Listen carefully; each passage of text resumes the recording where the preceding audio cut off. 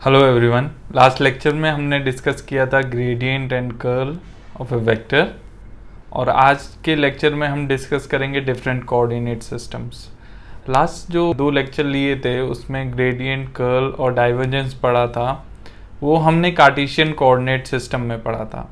अभी हम different types of coordinate system पढ़ेंगे जो कि आपके यूज़ होंगे मैथमेटिकल फिजिक्स में और इलेक्ट्रोमैग्नेटिक थ्योरी में। ज़्यादातर इन्हीं 2 सब्जेक्ट्स में यूज़ होते हैं। सो ये लेक्चर आपके लिए बहुत इम्पॉर्टेंट है। Okay, so we have different coordinate system. The first one is Cartesian coordinate system.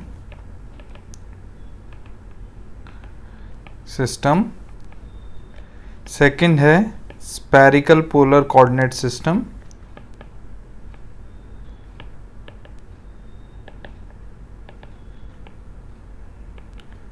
All coordinate systems are 3 dimensional systems, जो भी हम यहाँ पे बता रहे हैं। और तीसरा है सिलिंड्रिकल कोऑर्डिनेट सिस्टम।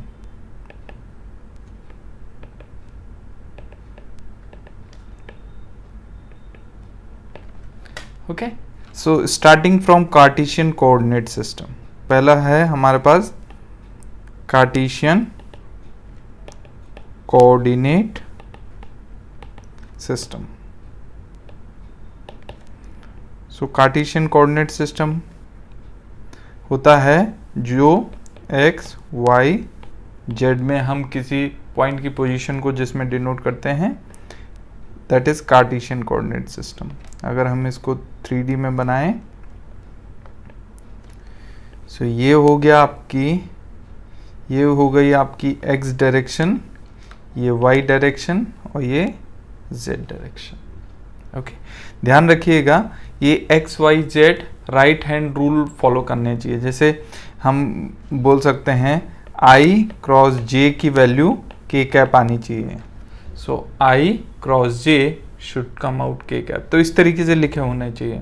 अगर आप वाई और जेड को इंटरचेंज कर देंगे तो वैल्यू परफेक्ट नहीं आएगी। ओके, सो इसमें किसी भी पॉइंट की location can be represented by these 3 numbers called x, y, z, and the position vector can be written as r is equal to x I cap plus y j cap plus z k cap, right? And this kind of coordinate system is suitable for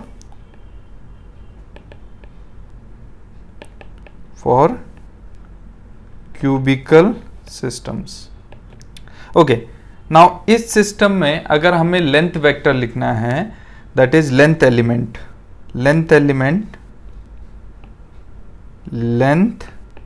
element.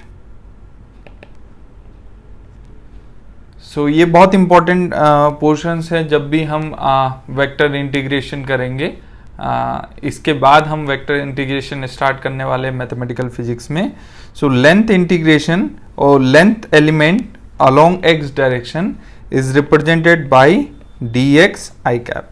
Let's say हम ये हमारे पास X Y Z coordinate system है, X Y Z, और हमें इस direction में length represent करना है, length element that is dx। Small length element is represented by dx। तो अगर इसका वेक्टर फॉर्म लिखेंगे, so length element in X direction would be dx I cap. dx magnitude हो गया और I कैप डायरेक्शन हो गई। आई एम सो सॉरी, ये इस डायरेक्शन में होगा, ये इस डायरेक्शन में होगा, dx इस लेंथ डायरेक्शन में और I कैप ये डायरेक्शन है। ऐसे ही अगर हम लिखें y डायरेक्शन का length element, so that will B dy j cap, और z डायरेक्शन का लेंथ एलिमेंट अगर लिखें हम lz will be dz j cap. Okay, so you can assume, like suppose करो हमारे पास कोई क्यूब है, क्यूबोइड है या क्यूब है, राइट, जिसकी ये वाली लेंथ dl है, dlx है, ये वाली लेंथ dly है और ये वाली लेंथ dlz है। ओके, सो अगर मैं इस पूरे फिगर को यहाँ पे मैग्नीफाई कर दूं तो ये इस तरीके से बना सकते हैं हम कोई क्यूबॉइड ले लिया हमने। अगर इसकी लेंथ को रिप्रेजेंट करना है, एजेस को रिप्रेजेंट करना है, तो स्मॉल क्यूब है जो स्मॉल वॉल्यूम को रिप्रेजेंट करेगा। तो ये हमने मैग्नीफाई किया है सो दैट इजीली हमें विजिबल हो। ये वाई डायरेक्शन है, सो ये DLY है। ये एक्स डायरेक्शन है तो ये DLX है, और ये जेड डायरेक्शन है तो ये DLZ है। सो एक्स डायरेक्शन का जो लेंथ एलिमेंट है उसको ऐसे लिखेंगे, वाई डायरेक्शन का लेंथ एलिमेंट ऐसे लिखेंगे, और जेड डायरेक्शन का ऐसे लिखेंगे, राइट।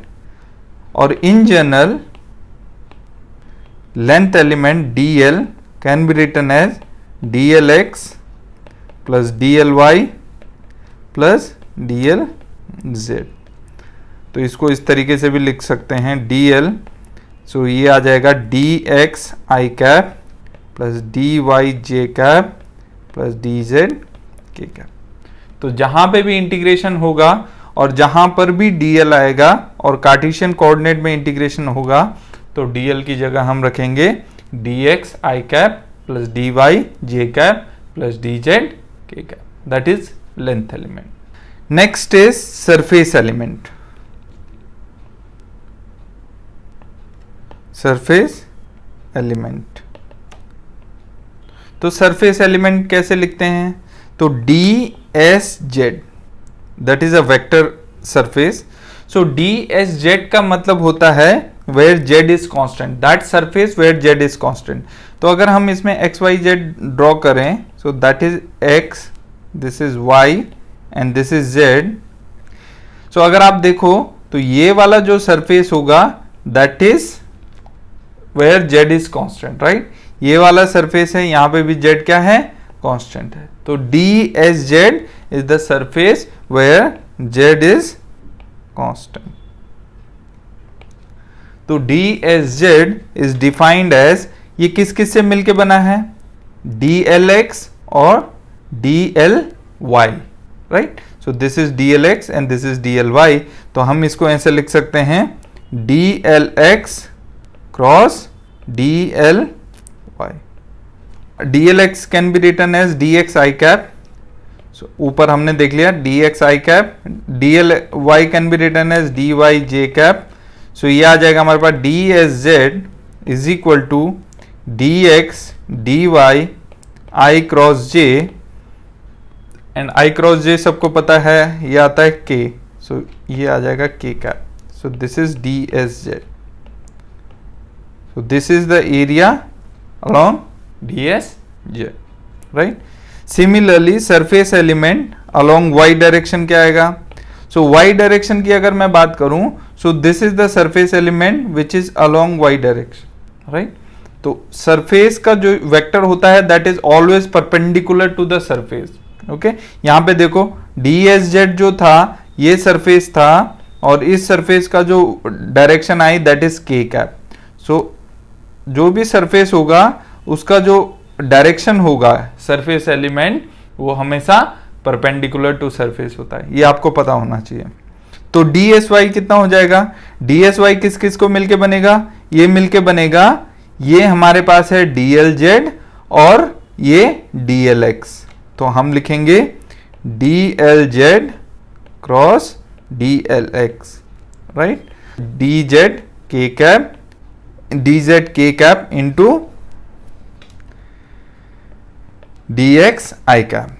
तो इसको फर्दर अगर हम सॉल्व करेंगे तो DSY will be DZ DX, ये आ जाएगा K cross I, that is DZ DX J cap. सो ये आ गया हमारे पास DSY, ये आ गया हमारे पास DSZ। और इसी तरीके से हम DSX डिफाइन करेंगे। सो DSX क्या होगा? Surface where X is constant. So surface where X is constant is this front and back surface, right? This front surface and this back surface। तो वो किन किन दो वेक्टर से मिलके बना है? DLY और DLZ। DLZ cross DLY। तो ये आ जाएगा हमारे पास अगर करोगे DY DZ I का, ओके। सो ये सरफेस एलिमेंट्स है जो आपको ध्यान रखने हैं, that we will discuss later। Okay, तो अगर हमें तुरंत सरफेस एलिमेंट निकालना है तो कैसे निकाल सकते हैं? देखिए, अगर हमें डी एस जेड निकालने को बोला, किसी ने बोला कि ये वाला सरफेस एलिमेंट लिखना है हमें, ये वाला अगर सरफेस एलिमेंट लिखना है, तो हम देखेंगे ये किस किस से मिलके बना है। तो जेड वाला है तो वो एक्स और वाई से मिलके बना होगा, तो डी एक्स डी वाई आ जाएगा। और डायरेक्शन क्या होगी सरफेस की? जो सरफेस है उसके परपेंडिकुलर। सिमिलरली अगर किसी ने बोला डी एस वाई निकालना है, तो डी एस वाई देखो, ये वाला अगर सरफेस निकालना है हमें, तो ये किस किस से मिलके बना है? एक्स और जेड से मिलके बना है, तो सिंपली आ जाएगा d z d x j cap. Okay, I hope ये सबके समझ में आ गया होगा। Now we will move to volume element.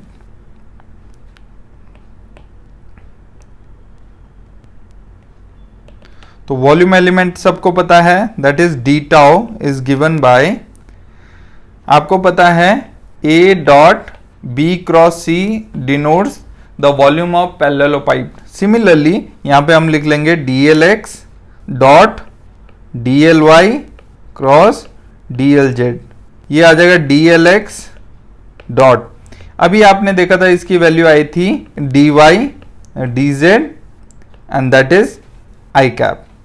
Okay, so यहां से हम क्या लिख लेंगे? डी एल एक्स को आई कैप लिख लेंगे, तो डी एक्स आई कैप और ये आ जाएगा D Y D Z I cap. Again ये आई कैप 1 हो जाएगा, तो ये D X D Y D Z. तो वॉल्यूम एलिमेंट क्या होगा? D X D Y D Z. Okay, now limits. So limits of x, limit of x can range from 0 to infinity, limit of y can range from 0 to infinity and limit of z can range from 0 to infinity. This you should remember when we will solve the problems. Now we will do an example, right? Let us consider a cube again or cuboid.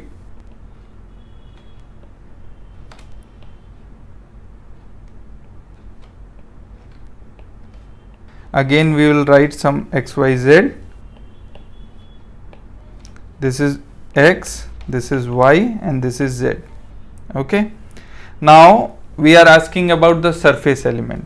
Let's say this is dx, this is dy and this is dz. If I want to find out what is the area vector of this one, now remember this is very very important. For closed surface, area vector is always outward. ये ध्यान रखिएगा, for any close surface area vector is always outward, ये आपको ध्यान रखना है। यानी कि अगर मैं पूछूं इस एरिया का वेक्टर लिखो तो वो हमेशा बाहर की तरफ होगा, इस एरिया का वेक्टर लिखो तो वो हमेशा बाहर की तरफ होगा, इस एरिया का वेक्टर लिखो तो वो हमेशा इस तरफ होगा, इस एरिया का वेक्टर इस तरफ, क्योंकि ये सरफेस क्या है? क्लोज सरफेस है। इस एरिया का वेक्टर पीछे की तरफ, राइट, पीछे, क्योंकि ये फेस है तो इससे पीछे की तरफ ऐसे जाएगा, राइट। इस एरिया का वेक्टर फ्रंट की तरफ आएगा, जो फ्रंट वाली फेस है उस एरिया का वेक्टर फ्रंट की तरफ आएगा। Okay, now you are asked to find out the area vectors, different area vectors. तो ध्यान से देखो, अगर इसका एरिया वेक्टर अगर मुझे लिखना है तो ds1 लेट से मैं लिखूंगा, इसका ds1 हो जाएगा। आप ध्यान से देखो, ये मिलके बना है dx dy से, तो dx dy और डायरेक्शन क्योंकि क्लोज सरफेस है और एरिया वेक्टर हमेशा आउटवर्ड ही होगा तो नीचे की तरफ, तो नीचे की तरफ कौन सी डायरेक्शन है? k cap, so that will B minus k cap. Okay, similarly इसकी बात करूं तो ये भी dx और dy से मिलकर बना हुआ है, तो इन दैट केस जो सरफेस आएगा ds2 that will B dx dy, तो मैग्नीट्यूड हो जाएगा और डायरेक्शन इसकी आउटवर्ड होगी, that is k cap. Similarly अगर इसकी बात करूं तो इसकी बात अगर करें हम, तो ये वाला मिलके बना है dz से और dx से, तो एरिया हो जाएगा dz dx और डायरेक्शन हो जाएगी j cap. Okay, positive y direction. इसका एरिया वेक्टर की बात करें तो आप बता सकते हैं दैट इज dz dx, लेकिन ये आएगा माइनस जे कैप। आपको ये एरिया वेक्टर्स निकालने आने चाहिए, तभी आप सरफेस इंटीग्रल कर पाएंगे वेक्टर्स के। This much you should remember. Now back वाले का अगर एरिया बताएं, इस वाले का अगर हम एरिया बताएं बैक सरफेस का, सो वो मिलके बना है, ये y वाला है और ये z वाला है, तो dy dz ये तो हो जाएगा मैग्नीट्यूड एरिया का, और चूंकि पीछे है तो ये नेगेटिव x डायरेक्शन है, right, so that is minus I cap. और फ्रंट वाला जो वेक्टर होगा that will simply dy dz I cap, right. So I hope सबकी समझ में आ गया होगा। यहां पे आपको ये कंसेप्ट जरूर याद रखना है that for close surface area vector is always outward, right. For open surface for example हमारे पास कोई रेक्टेंगल है, इस केस में हमारे पास डायरेक्शन अपवर्ड भी हो सकती है और डाउनवर्ड भी हो सकती है। Two directions are possible.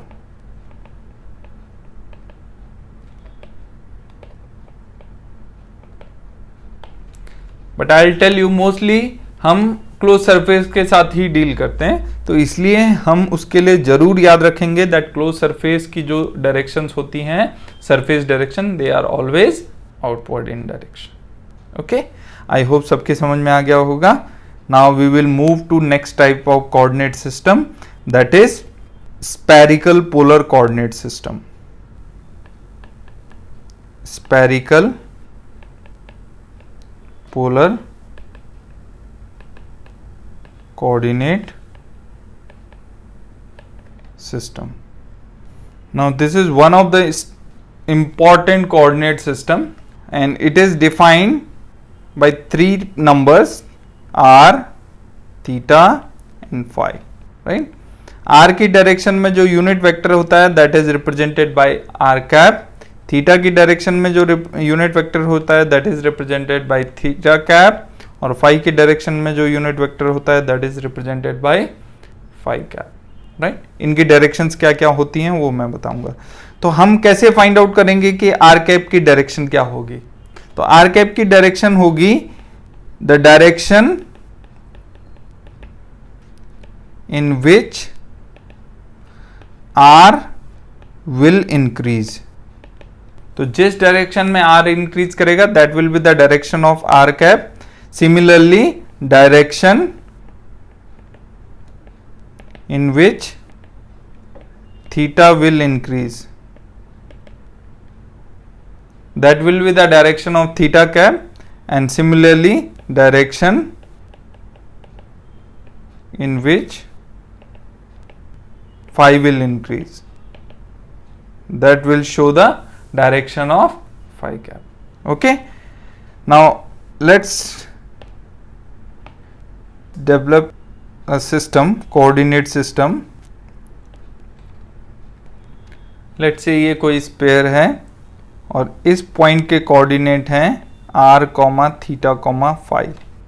तो r क्या डिनोट करेगा, थीटा क्या डिनोट करेगा और फाई क्या डिनोट करेगा, हम यहाँ पे डिस्कस करेंगे। तो ध्यान से देखिए, ओरिजिन से इस पॉइंट की distance will be r। Theta जो होती है, अगर ये x डायरेक्शन है, ये y डायरेक्शन है और ये z डायरेक्शन है, so theta is the angle of r from z direction, that is called theta. Okay, now अगर ये एक स्पेयर है तो स्पेयर को ऐसे डिनोट करते हैं, ये ग्रेट सर्कल है, राइट। सो ग्रेट सर्कल क्या होता है, वो सर्कल जिसका डायमीटर स्पेयर के डायमीटर के बराबर होगा। सो यहां से अगर हम इस पॉइंट से अगर हम प्रोजेक्शन ड्रॉ करें इस सर्कल पे, तो हम किसी पॉइंट पे आएंगे, उस पॉइंट पे अगर हम प्रोजेक्शन देखें तो अगर ये r वेक्टर है, सो ये वाला जो कंपोनेंट होगा that will be r cos theta, right, and this component will be r sin theta, जो ये ग्रेट सर्कल में प्रोजेक्शन है। इस कंपोनेंट का जो x एक्सिस से एंगल होता है that is called phi. So r is the radius, theta is the polar angle, and phi is the azimuth angle. Okay, तो इस आर का ग्रेड सर्कल पे प्रोजेक्शन करेंगे तो ये वाला जब हम कैलकुलेट करेंगे, क्योंकि ये तब हमें कितना मिलेगा, यहां से लेकर यहां तक का एंगल बनेगा 90 माइनस थीटा। तो ये वैसे आर साइन थीटा होता है, लेकिन थीटा की जगह 90 माइनस थीटा रखेंगे तो ये आर कॉस थीटा हो जाएगा और ये आर साइन थीटा हो जाएगा। ओके, फिर अगर हम इसका प्रोजेक्शन एक्स एक्सिस पे और वाई एक्सिस पे डालें, ये एक्स एक्सिस पे हमने इसका प्रोजेक्शन डाला और वाई एक्सिस पे हमने इसका प्रोजेक्शन डाला, ये एक्स एक्सिस में ये प्रोजेक्शन है और ये वाई एक्सिस पे प्रोजेक्शन है, तो ये वाली जो डिस्टेंस आएगी that will be are sine theta cos phi, और ये वाली जो डिस्टेंस आएगी that is in Y direction, ये वाली distance that will be are sine theta sine phi. Okay, तो यहां से हम क्या लिख सकते हैं कि जो x कोऑर्डिनेट होगा कार्टेशियन कोऑर्डिनेट का, वो होगा r sine theta cos phi के इक्वल, y कोऑर्डिनेट जो होगा that will be r sine theta sine phi के इक्वल, और z कोऑर्डिनेट जो होगा वो होगा r cos theta. Okay, so ये आपको ध्यान रखना है। अब हमारे पास यहां से एक्सप्रेशन आ गए, तो हम इनको अब let's say this set of equation is equation number 1। Now R cap क्या होगा? सो आर कैप क्या होगा, आर इस डायरेक्शन में इंक्रीज कर रहा है, आर की वैल्यू 0 से स्टार्ट होके इस डायरेक्शन में इंक्रीज हो रही है, so that will be the direction of R cap. Okay, theta हमेशा पॉजिटिव जेड एक्सेस से नेगेटिव जेड एक्सेस तक जाता है, तो आर की लिमिट है फ्रॉम 0 टू इंफिनिटी। जो थीटा कैप है it goes from positive Z to negative Z. तो पॉजिटिव जेड से नेगेटिव जेड अगर थीटा जाएगा तो यहां से यहां तक जाएगा, तो थीटा की वैल्यू कितनी हो जाएगी, रेंज क्या होगी, थीटा की रेंज होगी 0 से पाई तक, और इसकी डायरेक्शन क्या होगी, इस डायरेक्शन में, that will be the direction of theta cap. Okay, now similarly अगर फाई कैप की डायरेक्शन निकालनी है हमें, सो फाई कैप की अगर डायरेक्शन निकालेंगे यहां पे, सो ध्यान दीजिए फाई ऐसे सर्कल में रोटेट कर रहा है, सो ये कोई आर वेक्टर है, इसका हमने प्रोजेक्शन डाला ग्रेट सर्कल पे, ये ग्रेट सर्कल है, इस पे हमने प्रोजेक्शन डाला तो ये प्रोजेक्शन ये पड़ गया। Now this is R sine theta, जो इस फिगर में आपको आर साइन थीटा दिखाई दे रहा है, ये आर था, हमने इसका प्रोजेक्शन ग्रेट सर्कल में डाल दिया, so now this is R sine theta. Now ये जो इस तरीके से ये घूम रहा है पूरे एरिया पे इस तरीके से, this is called phi. Okay, so this is called phi. So therefore phi की रेंज कहां से कहां तक होगी, 0 से 2 पाई तक। तो आपको लिमिट याद रखनी है, आर की लिमिट होती है 0 से इंफिनिटी तक, थीटा की लिमिट होती है 0 से पाई तक, और फाई की लिमिट होती है 0 से 2 पाई। अब अगर मेरे को यहां पे डायरेक्शन दिखानी है फाई की, तो फाई की डायरेक्शन अभी इस केस में जिस पॉइंट पे है वो अंदर की तरफ होगी, राइट, तो अंदर की तरफ जाके ऐसे घूम के आएगा और फिर ऐसे जाएगा, राइट, इस तरीके से। तो उसको डिनोट करने के लिए हम इस तरीके से डिनोट कर रहे हैं, that is phi cap, right, because 3D figure हम बना नहीं सकते। Now remember R cap, theta cap and phi cap are orthogonal set of unit vectors। इसका क्या मतलब है, इसका मतलब है that r dot theta cap is equal to 0, theta dot phi cap is equal to 0 और phi dot r cap is equal to 0। along with that r cross theta cap जो हमने पीछे पढ़ा था r cap cross theta cap, जैसे i cap cross j cap is equal to k cap, वैसे ये भी साइक्लिक ऑर्डर में चलते हैं, तो आर क्रॉस थीटा कैप होगा फाई कैप, लेकिन अगर थीटा क्रॉस आर कैप करेंगे तो वो आएगा माइनस फाई कैप, राइट। तो इनका भी साइक्लिक ऑर्डर है आर थीटा फाई।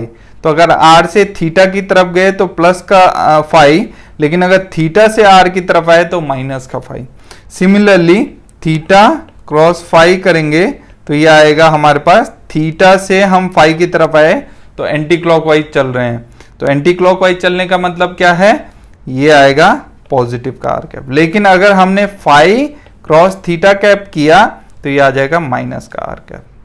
सिमिलरली हम अगर यहां पे करें फाई क्रॉस आर करें तो अगेन फाई क्रॉस आर हम एंटी क्लॉकवाइज चले तो ये आ जाएगा थीटा कैप, और यहां से अगर हम करें आर क्रॉस फाई कैप करें तो that will B minus theta cap. Okay, I hope सबकी समझ में आ गया होगा। ये आपको ध्यान रखना है कि ये तीनों ऑर्थोगोनल। हाउएवर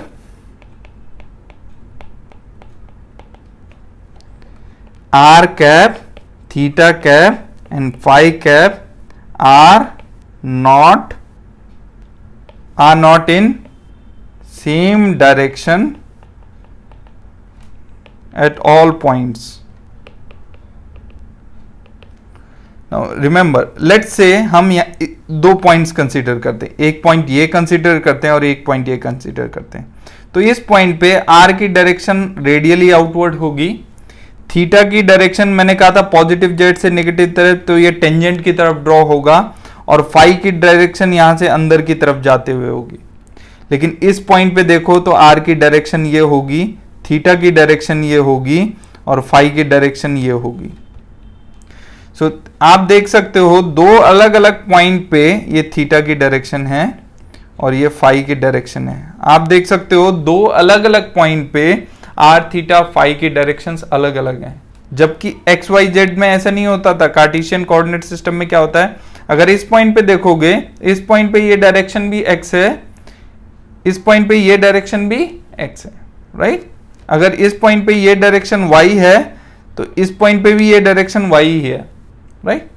या हम इस पॉइंट पे देखें तो ये जेड डायरेक्शन है, तो कोई भी पॉइंट ले तो जेड डायरेक्शन इसी डायरेक्शन में। लेकिन यहाँ पे देखिए, यहाँ पे आर डायरेक्शन इस पॉइंट पे है, इस डायरेक्शन में है, और इस पॉइंट पे इस डायरेक्शन, यानी कि पॉइंट पे, यानी कि अगर हम पोजीशन को चेंज करेंगे so direction of R theta and phi will change, right. Therefore it is important that we should not take these variable out of integration, right. Therefore do not take, this is very very important, take r cap, theta cap and phi cap outside an integral, right. If you want to do so, आपको क्या करना पड़ेगा, इसको आई जे के cap में convert करना पड़ेगा, that we will see in a moment. Okay, तो हम यहां से क्या लिख सकते हैं, that r is the function of theta and phi, theta is the function of theta and phi, and phi is the function of theta and phi, right. अगर theta and phi position change हो रही है तो are theta phi तीनों की value क्या हो रही है, चेंज हो रही है, राइट। तो अभी हमें फाइंड आउट करना है कि आर कैप का एक्सप्रेशन क्या होता है, थीटा कैप का एक्सप्रेशन क्या होता है और फाई कैप का एक्सप्रेशन क्या होता है। तो ये हम कैसे कैलकुलेट करेंगे, तो सबसे पहले हम यहां से आर वेक्टर लिख लेंगे। हमने अभी relation between spherical polar coordinate and Cartesian coordinate calculate किए थे, ये हमेशा ध्यान रखेंगे। तो x इज इक्वल टू है r sine theta cos phi, we know that from relation x is equal to r sine theta cos phi, y is equal to r sine theta sine phi and z is equal to r cos theta, right. So from here we can find out r vector can be written as xi cap plus yj cap plus zk cap. This is how we can find out. So यहाँ से हम क्या लिख सकते हैं, यहां से हम लिख सकते हैं, इस वैल्यू को यहां सब्स्टिट्यूट कर देंगे तो r sin theta cos phi i cap plus r sin theta sin phi j cap plus r cos theta k cap. तो हमने यहां पे आपको क्या बताया कि अगर r कैप, थीटा कैप और फाई कैप अगर इंटीग्रल के अंदर है तो उनको हम बाहर नहीं ले सकते। तो हमें क्या करना पड़ेगा, पहले r कैप, थीटा कैप और फाई कैप को x, y और i cap, j cap, k cap में कन्वर्ट करना पड़ेगा। तो वही हम यहाँ पे करने वाले हैं। तो हमारा कंसेप्ट क्या है, कंसेप्ट ये है दैट जो dr और del r over del r है, del r vector over del r है, that should be magnitude of del r over del r into r cap, right. So this is the magnitude part and this is the direction part. Okay, तो हम ये बोल रहे हैं कि del r over del r जो है, so r is the vector and r is the magnitude, so del r over del r magnitude into r cap. तो यहां से हम r कैप की वैल्यू फाइंड आउट करेंगे। तो r कैप की वैल्यू क्या आ जाएगी, यहां से ये वैल्यू आ जाएगी del r over del r divided by magnitude of del r over del r। तो सबसे पहले del r over del r करते हैं, दिस इज इक्वेशन नंबर 2। इसका r के रिस्पेक्ट में डेरिवेटिव करते हैं, पार्शियल डेरिवेटिव। तो कितना आ जाएगा, r के रिस्पेक्ट में होगा, so that will be sine theta cos phi, sine theta cos phi i cap plus sine theta sine phi j cap plus cos theta k cap, okay, divided by magnitude of this vector. तो magnitude of this vector would be simply sine square theta cos square phi plus sine square theta sine square phi plus cos square theta.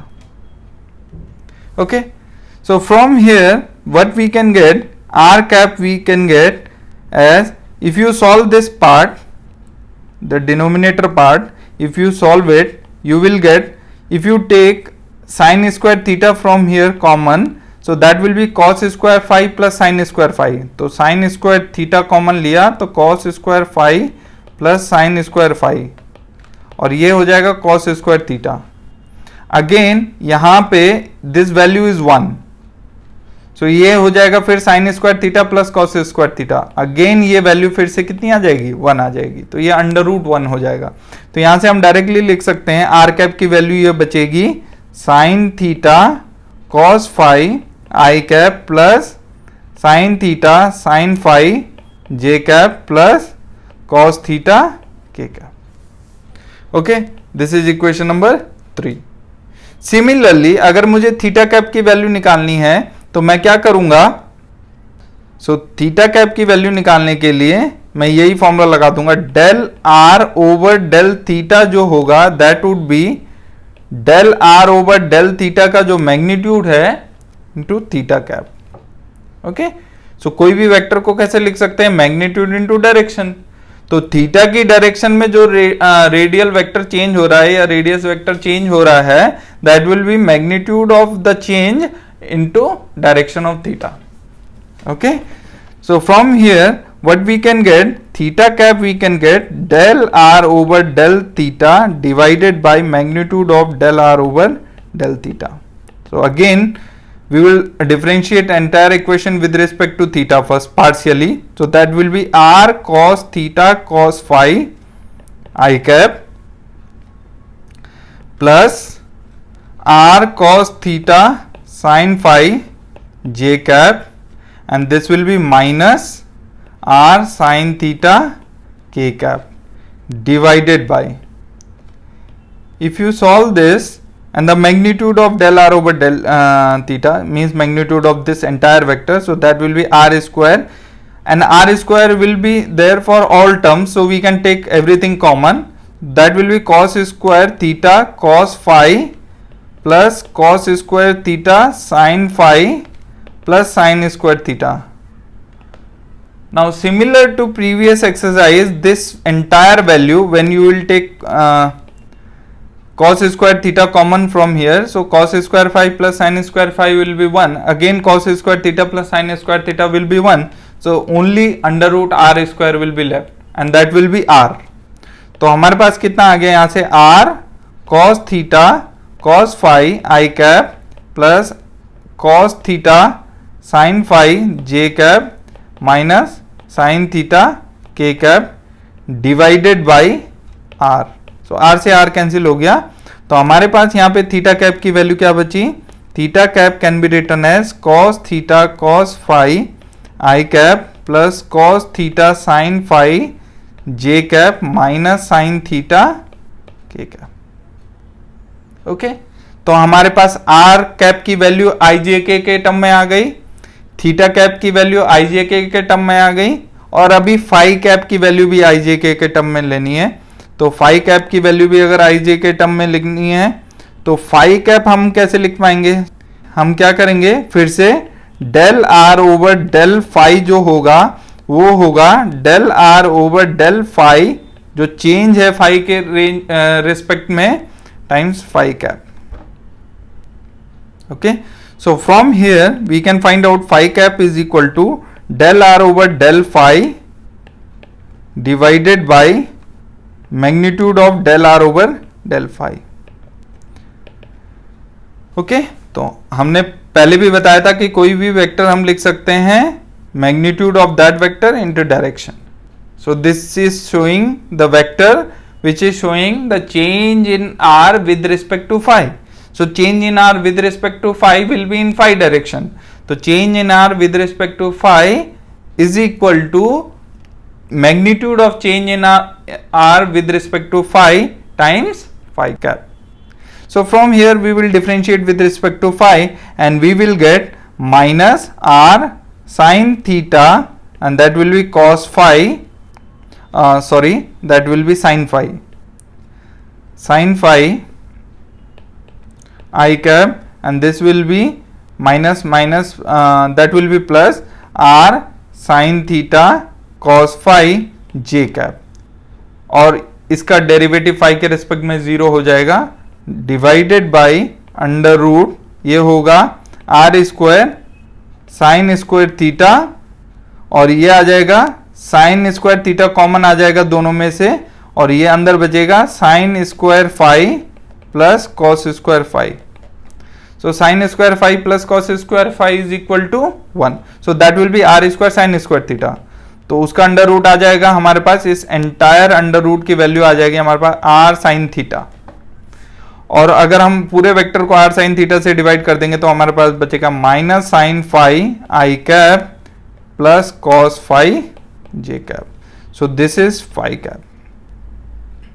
सो हम यहां से लिख सकते हैं phi cap हमारे पास आ गया minus sine phi i cap plus cos phi j cap. Okay, so ये हमने फाई कैप को भी थीटा कैप को भी और आर कैप को भी आई जे के की टर्म में लिख लिया. ओके, तो यहां हम फिर से लिख लेते हैं. तो थीटा कैप हमारे पास आया है theta cap is equal to cos theta cos phi i cap plus cos theta sin phi j cap minus sin theta k cap और phi कैप हमारे पास आया है minus sin phi i cap plus cos phi j cap. Okay, so this equation can be written as in matrix form r cap theta cap phi cap. So this is the matrix sin theta cos phi sin theta sin phi that will be cos theta cos phi cos theta sin phi and this will be minus sin theta minus sin phi cos phi and 0, right. और यहाँ पे लिख देंगे i cap j cap k cap. Okay, I hope सबके समझ में आ गया होगा. तो इससे हम क्या कर सकते हैं, अगर हमें आई जे कैप के कैप को कन्वर्ट करना है आर थीटा फाई में तो हम इसको यूज कर सकते हैं। तो ये कैसे, हमने इससे कैसे लिखा है इसको, आप देख सकते हो। जब हम इसका मैट्रिक्स मल्टीप्लिकेशन करेंगे तो इसमें आई कैप का मल्टीप्लिकेशन होगा, इसमें जे कैप का, इसमें के कैप का, तो पहली इक्वेशन आ जाएगी। इसको जब मल्टीप्लाई करेंगे तो दूसरी इक्वेशन आ जाएगी, और तीसरे को जब मल्टीप्लाई करेंगे तो थर्ड इक्वेशन आ जाएगी। Okay, this you should remember. So this is rotation matrix. Now अगर इसको इन्वर्स करना है, अगर हमें आई cap, j cap, k cap को आर कैप, थीटा कैप और फाई कैप की टर्म में लिखना है, आर कैप, थीटा कैप और फाई कैप की टर्म में लिखना है, तो जस्ट हमें इस मैट्रिक्स का ट्रांसपोज कर देना है। तो इस मैट्रिक्स का ट्रांसपोज करेंगे मतलब रो को कॉलम बना देंगे। तो ये आ जाएगा साइन थीटा कॉस फाई, ये आ जाएगा cos theta cos phi minus sine phi, sine theta sine phi, फिर आएगा ये term cos theta sine phi और फिर कॉस फाई, और फिर आएगा cos theta minus sine theta और ये 0। तो अगर इस मैट्रिक्स को हम ट्रांसपोज कर देंगे तो हम i cap, j cap, k cap को r cap, theta cap, phi cap की टर्म में लिख सकते हैं। Now the most important term, that is length elements. So length element, तो पहला लेंथ एलिमेंट है dr। तो सपोज करो this is r cap direction और इस डायरेक्शन में हमें dr लेंथ चलना है, so that will be dlr। So dlr will be dr times r cap. Okay, अगर हम बात करें, ये r वेक्टर था और अगर हमें डी थीटा मूव करना पड़ा, यानी कि डी थीटा मूव किया, तो थीटा डायरेक्शन में जो लेंथ एलिमेंट होगा this in direction of r direction. So theta direction में जो लेंथ एलिमेंट होगा उसको कैसे लिखेंगे, d l theta. So d l theta is the length, तो ये आर लेंथ हो गई रेडियस, और इस डायरेक्शन में अगर ये डी थीटा एंगल है तो ये हो जाएगा आर डी थीटा। ठीक है, length of arc is r d theta. So ये हो जाएगा आर डी थीटा और डायरेक्शन क्या है, थीटा कैप, और डी एल फाई क्या हो जाएगा हमारे पास। अब देखिए डी एल फाई क्या होता है, अगर हमारे पास कोई वेक्टर है जो कि थीटा एंगल बना रहा है, ओके, नाउ इस वेक्टर का जो हॉरिजॉन्टल प्लेन पे जो प्रोजेक्शन होता है अगर हम देखें, सो दैट प्रोजेक्शन, अगर ये r है तो ये प्रोजेक्शन होता है r साइन थीटा, राइट, और ये होता है r कॉस थीटा। ओके, ध्यान रखिएगा ये 90 माइनस थीटा है। ओके, नाउ अगर बात करें हम, अगर इसको फाई डायरेक्शन में लेना है तो फाई डायरेक्शन क्या होगी, ऐसे हॉरिजॉन्टली घूमेगा, राइट। तो इस पॉइंट को अगर फाई डायरेक्शन में मूव कराना है, लेट से डी फाई एंगल से मूव कराना है, तो ये हमारे पास लेट से डी फाई एंगल है, डी फाई एंगल है, right.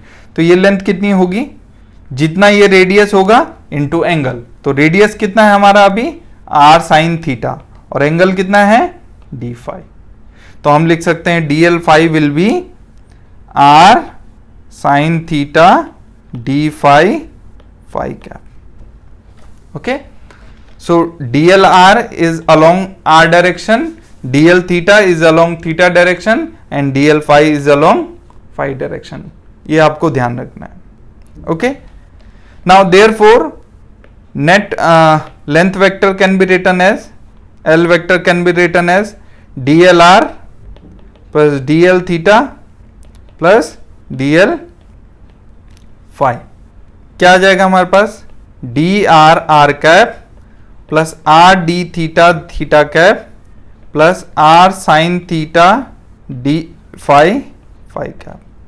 So this you should remember, this expression is most important expression, you should always remember this expression, right? So dl in terms of spherical polar coordinates is given by dr r cap plus r d theta theta cap plus r sin theta d phi phi cap. Okay, now we will move to surface elements.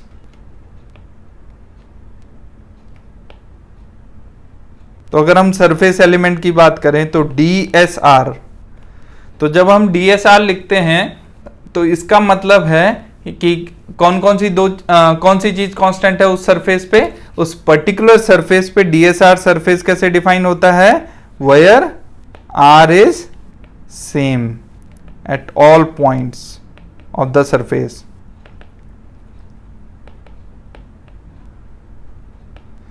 तो at all points of the surface if R is same. For example sphere के case में अगर हम बात करें, so that is curve surface. So किसी भी point पे जाएं, so that will be the same, right, the R will be the same at any point of sphere.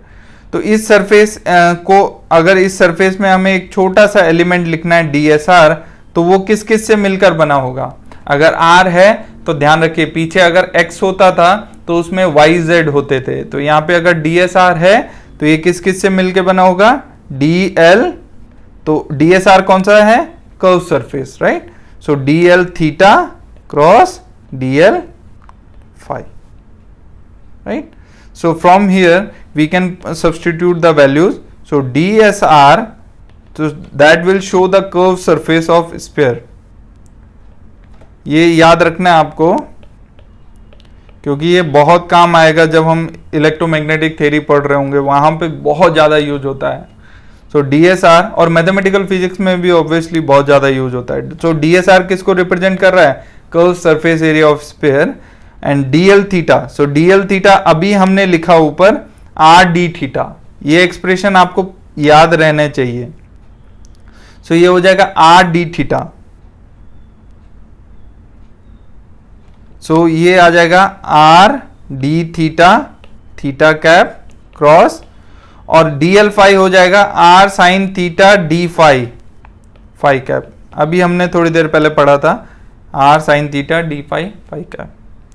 तो यहां से DSR की वैल्यू क्या हो जाएगी, DSR will be R into R, that is R square sine theta D theta D phi, theta cap cross phi cap. So from here we can write down DSR is equal to theta cross phi. So अगर हमने ध्यान होगा तो cyclic order होता है R theta phi, theta से phi के direction में एंटी क्लॉकवाइज, यानी कि क्या आएगा, आर कैप प्लस का आ जाएगा। एंटी क्लॉकवाइज चलेंगे तो आर कैप प्लस का आ जाएगा, डी थीटा डी फाई, और ये आ जाएगा हमारे पास r cap, right. So based on that we will do one example. Find out curved surface area of sphere, curved surface area of sphere of radius capital R, okay. तो radius क्या है, capital R है, उसका curve surface area find out करना है। तो sphere के case में क्या होगा, तो curve surface area will be simply DSR को हम क्या कर देंगे, इंटीग्रेट कर देंगे। तो DSR की वैल्यू अगर हम देखें तो ये कितनी आ रही है, ये आ रही है R स्क्वायर, R की जगह कैपिटल R रख देंगे, साइन थीटा डी फाई। ध्यान देखेंगे यहाँ पे दो इंटीग्रेशन है तो डबल इंटीग्रेशन लगा दिया, तो R स्क्वायर, अब ये आ जाएगा, एक में आ जाएगा साइन थीटा डी थीटा और एक में आ जाएगा डी फाई।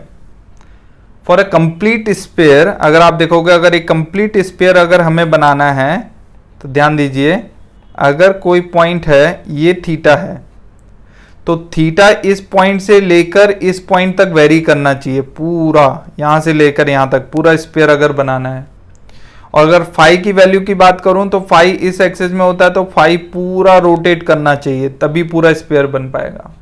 यानी कि थीटा की वैल्यू जो जाएगी वो 0 से पाई पूरी जाएगी, और फाई की वैल्यू जो जाएगी वो जाएगी 0 से 2 पाई।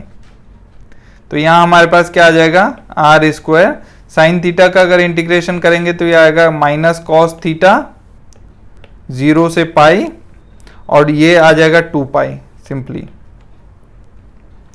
सो ये आ जाएगा 2 पाई R स्क्वायर, कॉस पाई की वैल्यू रखेंगे तो होती है -1, तो माइनस माइनस +1, और माइनस साइन फॉर्मूले का होता है तो माइनस माइनस प्लस cos 0 की वैल्यू 1 तो 1, सो that will B 4πr². So this is surface area of sphere. This is how we calculate surface area of sphere. Now अगर हम बात करें, ये हो गया हमारे पास DSR की वैल्यू. अगर हम बात करें DS थीटा की वैल्यू, नाउ DS थीटा की वैल्यू हम स्पेशल केस के लिए लेते हैं when theta is equal to 90 degree, that we will. So DS theta हम कैसे निकाल पाएंगे? सो ये निकाल पाएंगे DL phi cross DL R से, राइट? क्योंकि हमें कैसे चलना है DL में, हमें DL थीटा चाहिए, तो ये R है, ये थीटा है, ये फाई है, तो हमें क्या करना है, हमें DL थीटा चाहिए, तो हमें फाई से R की तरफ जाना पड़ेगा, तब हमें DS थीटा मिलेगा. तो अगर आपको याद होगा तो DL phi can be written as R sine theta D phi phi cap, और DLR आ जाएगा DR R कैप. तो यहां से हम लिख सकते हैं R DR sine theta D phi phi cap, okay, DS theta. Now ये DS थीटा इंपॉर्टेंट कब होगा? जब हम इसको 90 डिग्री पे लेंगे. देखिए ध्यान से, कोई यहां पे ये R है, जब थीटा, ये Z एक्सिस से एंगल को हम थीटा बोलते हैं. आप ध्यान से देखिए, जब ये थीटा 90 डिग्री हो जाएगा तो ये वाली एक्सिस इस प्लेन पे आ जाएगा, XY प्लेन पे आ जाएगा, और फाई की वैल्यू अगर चेंज होगी तो ये एक डिस्क जनरेट करेगा, राइट? तो ये डिस्क का एरिया एलिमेंट शो करेगा. ध्यान से देखिए, when this angle will be 90 degree, this vector will come to XY plane, right? और देन ये XY प्लेन पे इस तरीके से रोटेट करके क्या जनरेट करेगा? डिस्क करेगा. So at theta is equal to π/2, so disc का जो सरफेस एलिमेंट होगा, surface element can be written as ds theta is equal to ds theta at π/2 is equal to sin π/2 will be 1, so this will be R dr d phi phi cap. Okay, so when we need disk, then we will use this formula. Okay, but the important one is this one, so remember this formula always, okay, for a curved surface of sphere. Okay, next is volume element.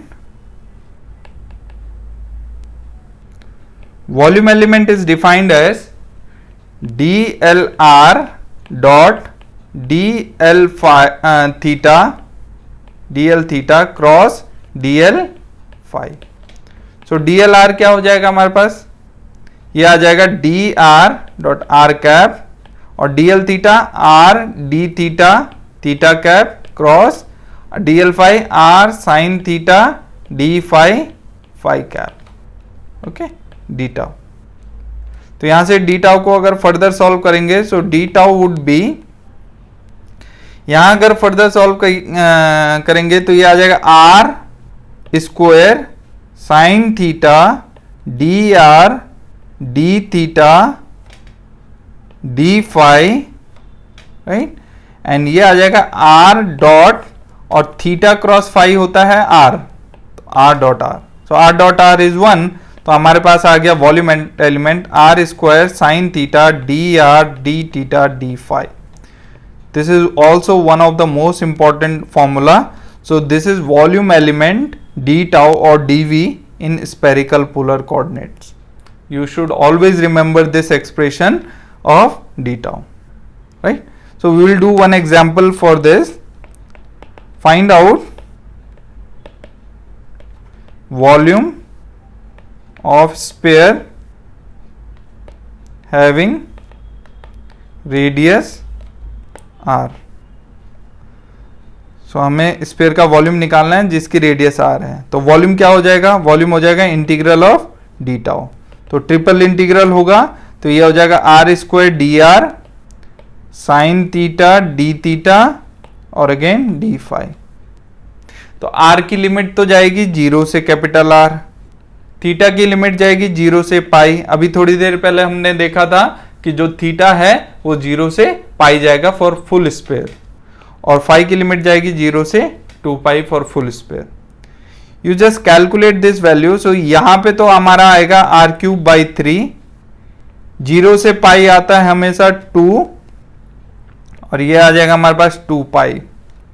तो हमारे पास आ गया 4/3 पाई r³. आप सभी को पता है this is the volume of sphere.